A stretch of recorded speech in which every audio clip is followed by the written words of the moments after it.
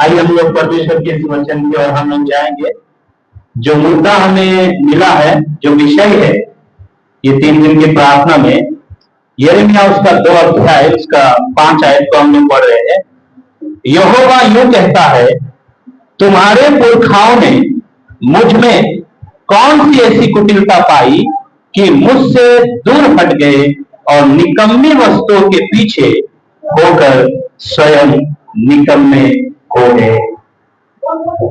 ये जो वाणी परमेश्वर की ओर से आया है, प्रभु का दास यिर्मयाह के पास ये वचन पहुंचा है और यिर्मयाह इस बात को लिख रहा। ऐसा कौन सा विषय है जो परमेश्वर इस अपने लोगों से कह रहा है, याकूब के घराने से कह रहा है कि तूने मुझे छोड़ दिया है और मुझसे दूर हो गया। द लॉर्ड एक्सॉल्ट, जो परमेश्वर की उसकी उपस्थिति है वो अपने आप को प्रकट करता है, उस परमेश्वर को छोड़ करके ये लोग अपने आप को क्या किए हैं, दूर हो गए। और आप जानते हैं ऐसा लोगों के बीच में कम से कम यिर्मयाह 40 वर्ष तक उनके बीच में वचन सुनाते गया, पर लोगों का मन कभी भी बदला नहीं है। परमेश्वर उनको अनुग्रह के ऊपर अनुग्रह करते गए कि वो लोग अपने जीवन से पाप की गंदगी से बच के आए, फिर भी लोग जो है परमेश्वर की बात को उल्लंघन किए और उसके वचन से दूर हो गए। और यिर्मयाह सीक्रेटली, मतलब ऐसा प्रभु का दास था, वो गुप्त में रोकता था अपने लोगों का परिस्थिति को। लोग जो विनाश की ओर जा रहे उनके लिए वो गुप्त में रोते हुए वो परमेश्वर के शरण में आता था। इसीलिए विलाप गीत जो हम देखते हैं इसी ने लिखा। ये एक बहुत सिंपल सा आदमी था यिर्मयाह, लेकिन जब वचन प्रचार करता था बहुत ही सामर्थ के साथ वो वचन दे रहा। जैसा प्रभु यीशु मसीह लोगों के बीच में, प्रभु यीशु मसीह सामर्थ के साथ वचन करता था और अकेले में रो करके प्रभु हम लोगों के लिए क्या करता था, प्रार्थना किया करता था। तो मेरे प्रियो, ये उस समय की बात है जो याकूब के घराने के बीच में एक ऐसा बुरी समस्या आया कि यहां पे अगर आप यिर्मयाह 1 का मैं थोड़ा परिचय देना चाहता हूं, उसके बाद मैं मुद्दे पे आऊंगा। अगर आप देखेंगे यिर्मयाह 1 का 1 से एक बार पढ़ के मदद कीजिए। उस समय में है, आप यहां पे देख रहे कि उसके बाद योशिय्याह के पुत्र यहूदा के राजा योयाकीम के दिनों में, योयाकीम कौन था? ये अगर आप देखेंगे इनका परदादा का नाम था मनासे, और मनासे जो है बहुत लंबा समय, कम से कम 55 वर्ष तक वो राज्य किया था और सबसे बुरे सारे दुष्ट राजा के जैसा वो बर्ताव किया था लोगों के बीच में। इनका परदादा था वो, और उसी समय इसके साथ साथ जितने भी पीढ़ी थे वो सब के सब परमेश्वर के वचन से क्या हो गए, भटक गए। मनासे के समय का, और उसका बेटा भी वैसे ही किया। और यहाँ पे हम देख रहे हैं कि उसका पोता योयाकीम के बारे में हम देख रहे हैं। मेरे प्रियो, ऐसी भी ये लोग पाप में किए थे, और इन लोगों के जीवन में कौन सा ऐसा पाप था, क्योंकि पूरे इस्राएल में मनासे जैसा दुष्ट आदमी कोई नहीं था। वो परमेश्वर की बातों को लोगों के बीच में से दूर करके उनको गलत गलत शिक्षा में और परमेश्वर से दूर होकर के उनको भयानक पाप में वो गिराया। इसीलिए परमेश्वर यहाँ पे ये वचन यिर्मयाह के जरिए बात कर रहा है कि तुम्हारे परदादा ने मेरे अंदर ऐसा कौन सा कुटिलता पाया। तो आइए हम लोग परमेश्वर की इस वचन की ओर हम लोग जाएंगे। मैं आप लोगों के बीच में कवनेंट के बारे में बताना चाहता हूं, यानी कि वाचा, जो मनुष्य और परमेश्वर के बीच में जो वाचा है, वो वाचा के बारे में आप लोगों के बीच में बताना चाहता। जिस दिन से आप प्रभु यीशु मसीह में उद्धार पाए हैं, आपका परमेश्वर के साथ एक वाचा है, एक नियम है, एक फैसला एग्रीमेंट किया गया है आप लोग के बीच में। और ऐसे ही इसराइल लोग और परमेश्वर के बीच में ऐसा एग्रीमेंट था कि वो लोग पहला उपज बने। क्या बने थे? पहला। लेकिन वो अपना आशीष को क्या कर दिए हैं? खो दिए। आज प्रभु हमें ये मौका दिया, तो उस वाचा में पहला विषय वो लोग बैकस्लाइड हो गए। और दूसरी विषय इस जगह में हम देखते हैं कि द ब्रोकन कवनेंट, वो लोग उस वाच लोग यहां पे परमेश्वर के बीच में दो का एक से हम लोग देखते हैं कि यहोवा का ये वचन मेरे पास पहुंचा, जा और इस यरूशलेम में पुकार कर ये सुना दे, यहोवा ये कहता है, तेरी जवानी का स्नेह और तेरे विवाह के समय का प्रेम मुझे स्मरण आता है कि तू कैसे जंगल में मेरे पीछे पीछे चली, जहां भूमि ज्योति बोई ना गई थी। इस्राएल यहोवा के लिए पवित्र और उसकी पहली उपज थी। मेरे प्रियो, सबसे बड़ी समस्या इन लोगों के जीवन में था कि इन लोग परमेश्वर का जो पहला प्रेम था वो लोग त्याग दिए थे।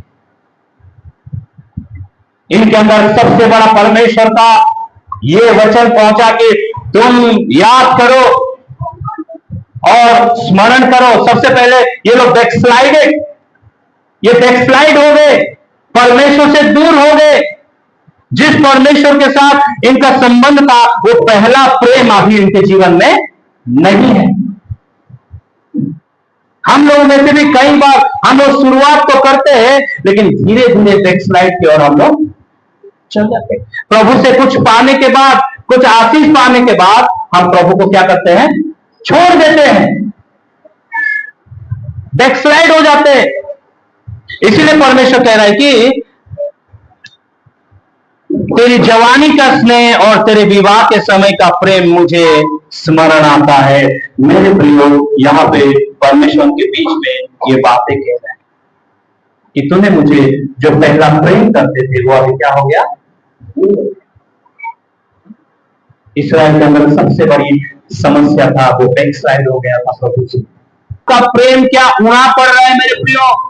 इसीलिए परमेश्वर अंतिम दिनों में इसी बात से शुरुआत करते कि आप अगर प्रकाशित वाक्य 2 अध्याय में देखेंगे तो वहां पे परमेश्वर का ये वाणी आता है। एक बार 2 को एक बार पढ़ के मदद कीजिए, 2 का शुरुआत से, प्रकाशित उसका 2 अध्याय।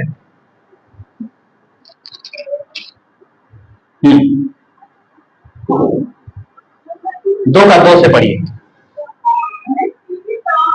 हाँ, तेरे धीरज को जानता हूं।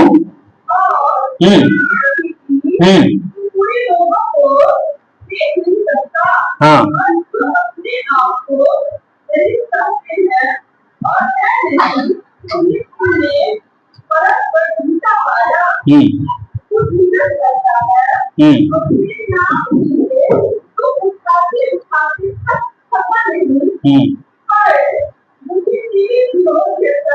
मुझे तेरे विरोध ये कहना है कि तूने अपना पहला सा प्रेम, धन्यवाद, तूने अपना पहला सा प्रेम छोड़ दिया।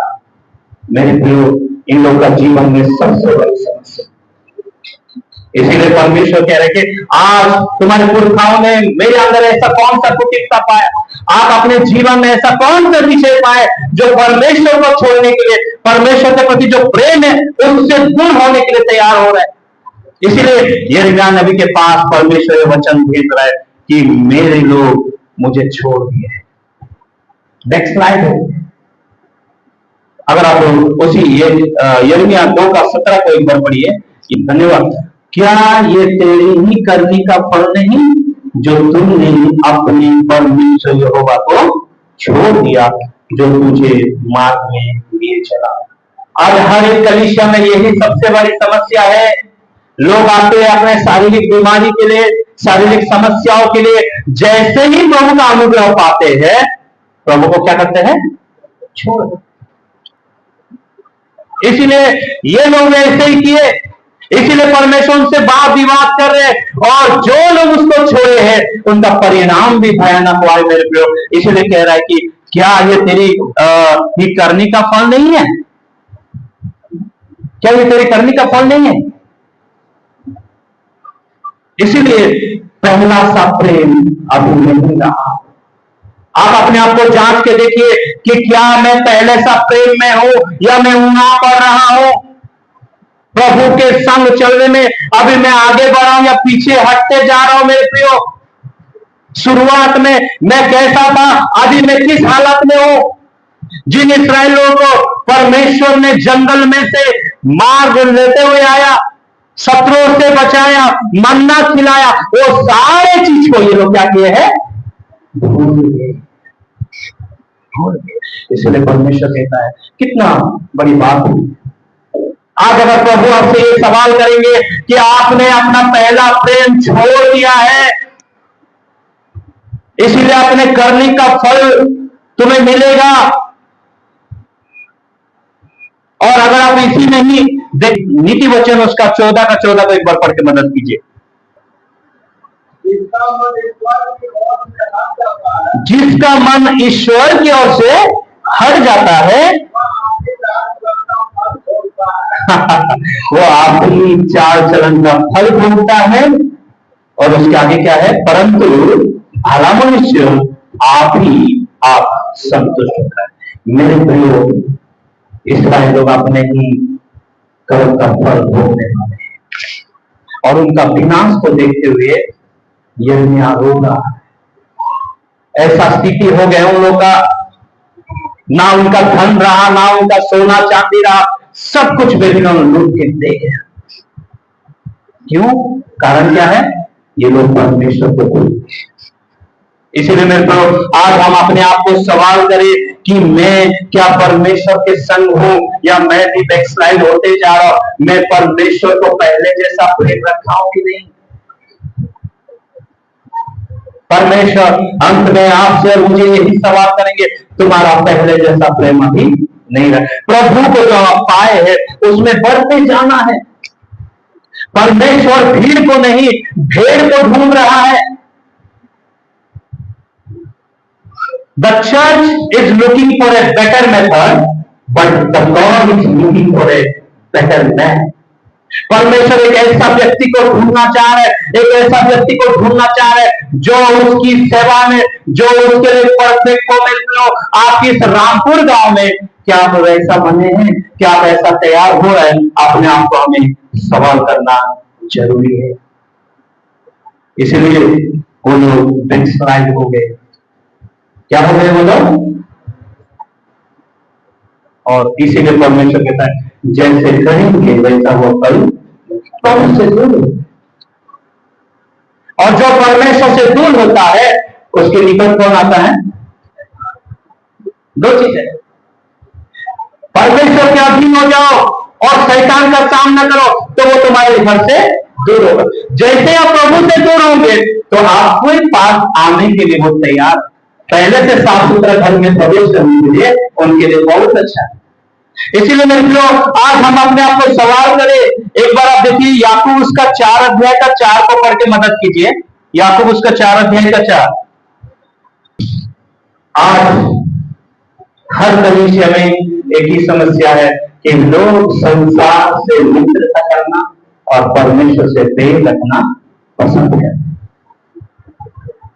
इसीलिए आज हमें अपने आप को जांचना है, हम अपने आप को समझना है। इसीलिए कह रहे कि हे व्यभिचारिणियों क्यों कह रहा है?